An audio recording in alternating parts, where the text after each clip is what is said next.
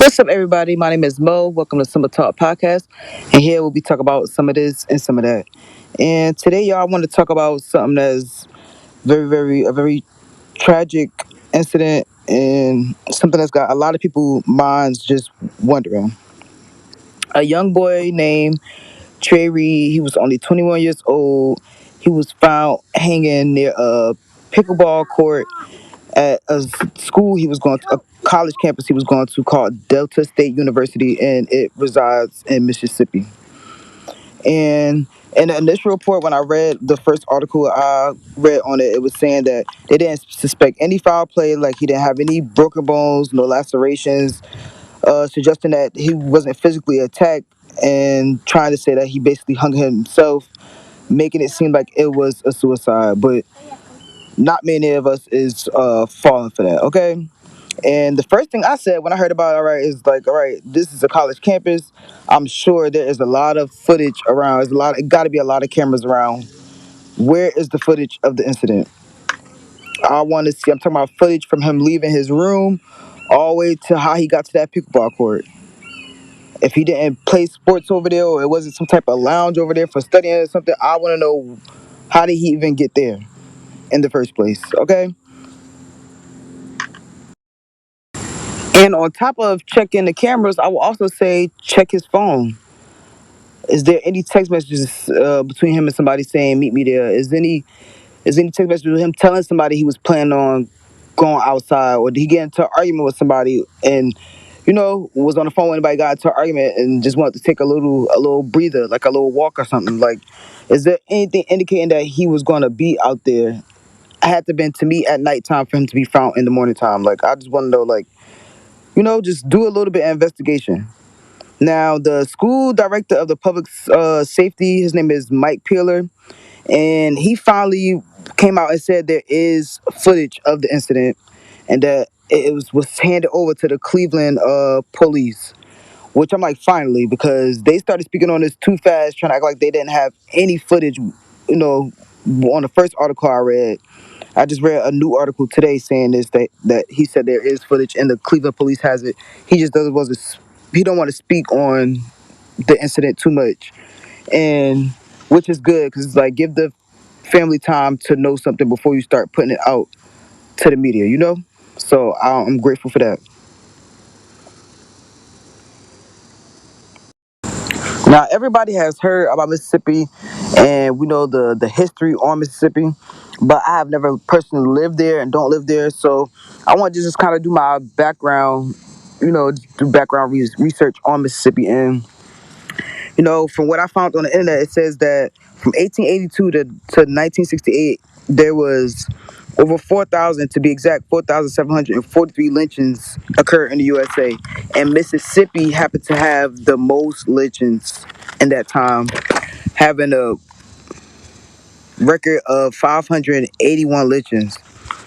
And so I know some people are wondering, like, why everybody thinking, like, this could have been done by somebody else. I just don't see somebody just going out there hanging themselves for no reason. And let's be honest, people, racism still exists in different forms. Some of them are people's blunt with it.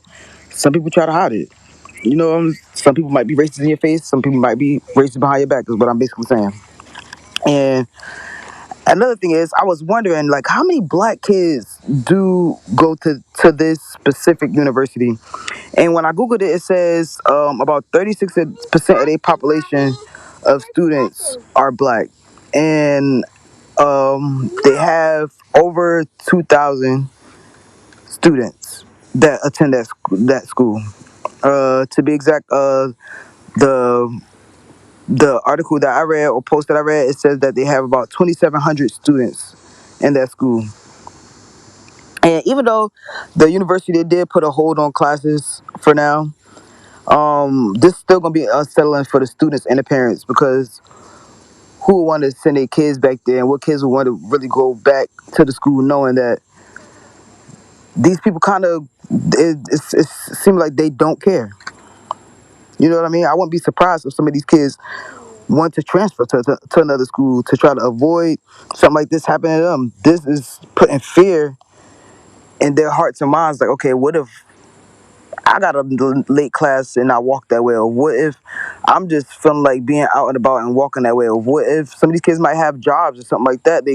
Some kids might have night jobs and they scared to walk around that side of campus. They scared just to be on that campus, knowing that it could possibly somebody or a group of people on that campus that are being so racist to the point where they will catch you or lure you to somewhere to hang you. Which is it's crazy, y'all. And to me, this incident was ruled a suicide way too quick. They were too quick to say it was a suicide. That's all. I'm just like, do y'all really care? Do the proper investigation. Like, and the investigation is still going on. You guys are already saying like, oh, we think it's a suicide. No, no, no, no, no. Do the proper investigation first. Should check for the cameras and all that stuff first. Check through his phone. Talk to some of his friends. Ask if he had any problems with anybody. Talk to some of his teachers. See if he was, like, get some information first before you straight just try to make somebody seem like they were suicidal. Because according to his family, this young man had no history of mental issues. He wasn't depressed or anything. So why should we believe just one night he just chose to unalive himself? You know what I mean? Like, his family describes him as being like happy, joyful. Just he's still young. He's only 21. He was happy to be in college. That's what he wanted to do. According to one of his uncles, he even wanted to be a truck driver. So I just don't believe that he just one day just decided to underline himself. Now, y'all, also in this article that I read, the safety director, Peeler, also said that there's no current active threats on campus and it remains a safe environment for everyone. No, ma'am. No, ma'am. I think not. I strongly agree with this statement. Nothing about this incident screams safe environment. Okay? And I believe a whole lot of people would agree. Nothing about this screams safe environment. Not enough effort or not enough time has been put into this case before releasing it to the media and making statements. The media shouldn't have known before his family known, you know? And even from another article I read, they were saying that the family was saying that when the police first came to their home to tell them that they told them that their son died in his dorm room, but then to be later told by somebody else that he was hanging from a tree. That right there is already suspicious enough for me, and I see why their family wants the FBI to get involved, and they want to have their own separate investigation done. They don't want the school trying to set up the investigation or these people in this town because, like I said, Mississippi is known to be racist. Maybe they want some known black people that they know to be involved. Somebody that they know is going to do their job and not try to do what's right for the school's reputation. You know. So yeah, y'all just comment down below and let me know what y'all think about this. If y'all know any more information than I do, because some people might be from Mississippi and know a little more than I do. I don't. I just been reading a couple articles, and I just really, really feel bad for this family. Prayers go to this family. I really just pray for y'all to get answers. Pray for y'all to get closure and justice if something other than what they're trying to say has happened to this man, to this young man, because it's sad. I also feel like if the family hasn't already, they need to be one of the first people to see all that footage from the day before the incident, all the way leading up to the incident. And if I was them, I would also take it to a specialist to make sure there hasn't been any editing or anything tricky done to this footage, because I wouldn't. It just seems like the school is more worried about saving their reputation and making sure tuition still comes in than really, really putting the effort into making sure this case is solved properly and handled with care.